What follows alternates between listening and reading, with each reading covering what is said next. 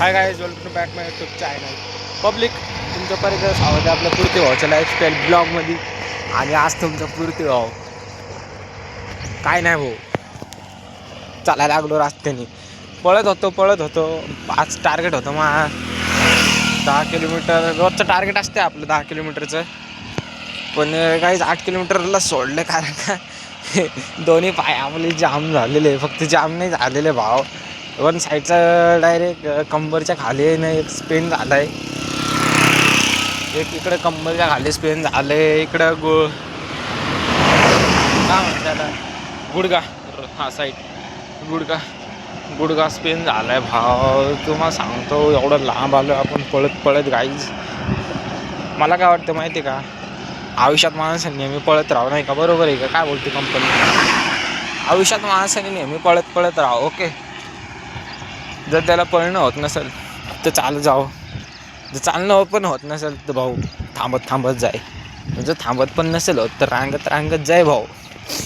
आणि जर ते पण नसेल होत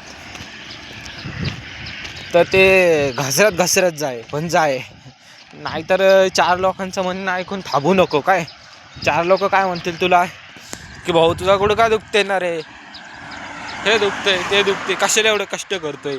अरे कार गेलो ना रे, आज नको जायला, उद्या जाऊ. हे जे बोलणे ना भाव, हे सोडून दे. हे चिक्कल चाळी सोडून दे. वैयक्तिक बन, वैयक्तिक. जवळ भाऊ तू वैयक्तिक नाही ना बनत तर यमराज पण तुला सक्सेस नाही करू शकत, माहिती आहे का?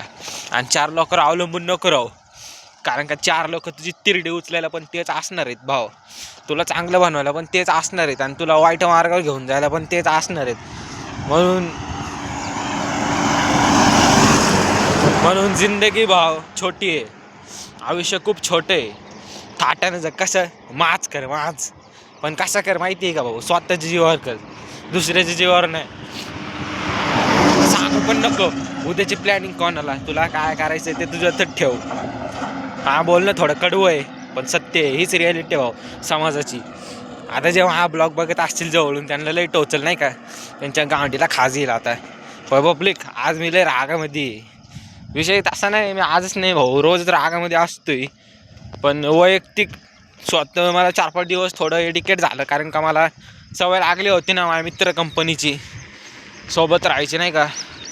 सगळ्याला धोका दिला भाऊ, सगळ्यांनी आपल्याला धोका दिला आहे. आपण सोडून आलो सगळ्यांना, नाही का? आता एवढा आनंद व्हायला ना पब्लिक, एकट्यात राहतोय मी, एकट्यात माज करतोय, नाही का? कसं भाऊला कटवेट मारलाय माज. इसको काय बोलते पब्लिक? माज बोलते, माज. स्वतःच्या जीवावर केलेला असतो तो माज, आणि दुसऱ्याच्या जीवावर केलेला माज नसते भाव, सहारा असतो तो सहारा. म्हणून पब्लिक वैयक्तिक कर, काय करायचं ती स्वतः जीवावर मोठं बन, बाकी काय नाही भाऊ. तू जेव्हा स्वतः वैयक्तिक करशील ना, तेव्हा तुला त्या सक्सेसमध्ये पण लय आनंद वाटत लय. आणि तुला समाजात आणखीन एक रिॲलिटी सांगतो. तुला समाजात असे काही लोक भेटतील, 2 नमुन्याचे लोक भेटतील तुला सांगतो मी. एक पहिल्या नमुन्यातले पब्लिक कशा असणार माहिती आहे का? तुझ्यासोबत पहिल्यांदा ते स्वतःहून दोस्ताना करणार. काय स्वतःहून तू काय बोलला नाही तरी पण ते तुला येऊन बोलणार, तुझ्यासोबत लळा लावून घेणार. मग तुला पण काही दिवसांनी काय होणार, जाऊ द्या यार स्वतःहून बोलतोय, मग तू पण काय करणार माहिती आहे का? तुला पण लळा लागणार. ओके, आणि तुझ्यासोबत 2 महिने राहणार का? तर त्यांचा त्याच्यात फायदा असतोय, त्यांचं काम असते त्या 2 महिन्यात, आणि 2 महिन्यात दगा देणार. म्हणून पब्लिक अशा लोकांपासून तर सावलीला पण नको थांबू. आणि दुसरे लोक कसे भेटतील माहिती आहे का? दुसरे लोक तुझंच खाणार आणि पाठीमागे छेद करणार, ह्याला म्हणते पब्लिक. म्हणून तू वैयक्तिक बन, कोणाच्या सावलीला नको थांबू, आणि तुझी कोणाला सावली पण नको लागू देऊ. जेव्हा तू वैयक्तिक बनशील तेव्हा मला सांग काय आनंद वाटते कमेंटमध्ये. तर भेटतो तुला अशाच नवीन ब्लॉगमध्ये. जर आजचं बोलणं खराब वाटलं असेल तर सॉरी, पण हीच सत्य परिस्थिती आहे. धन्यवाद. जय हिंद, जय महाराष्ट्र.